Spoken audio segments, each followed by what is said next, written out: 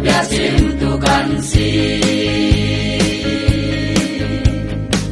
em ai ne ta chian lian chuan tu kan si ta chian chon na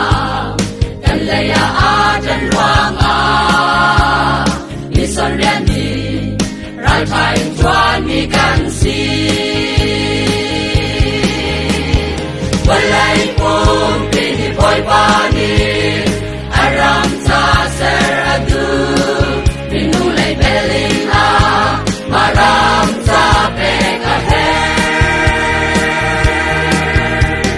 kalu lo nan lam ni ram chu kan pe ma lai ati poi pa chan chua pe mi san rian ni asi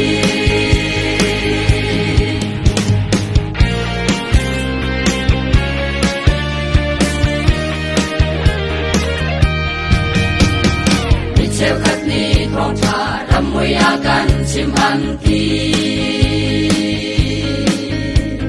chim han se lo ni ni an chim cha mi kha kan bu ara ti in kri pha bu an so ta chen te chan rian se lo cha an nong lo walai pum pi boy pa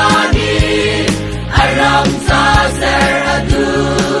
minu lai beling a maram sa pe ka he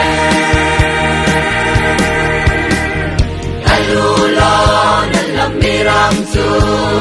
kan pe na lai ati boy pa chan chua pe mi san rian mi asi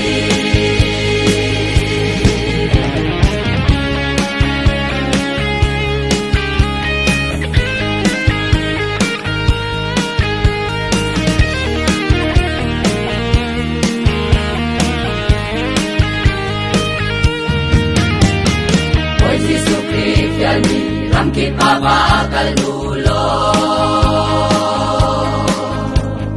ka thong cha ni ka chim tua u a kan ti asum mi tu chang chau tar kan se lai ni pun dia te sel tar tu rian tel kan si walai pum pe boy pa ni aram sa ser adu minu lai beling a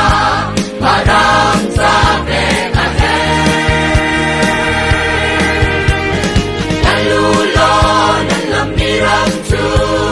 kan pe na lai ati poi pa cha chua pe mi san rian mi asi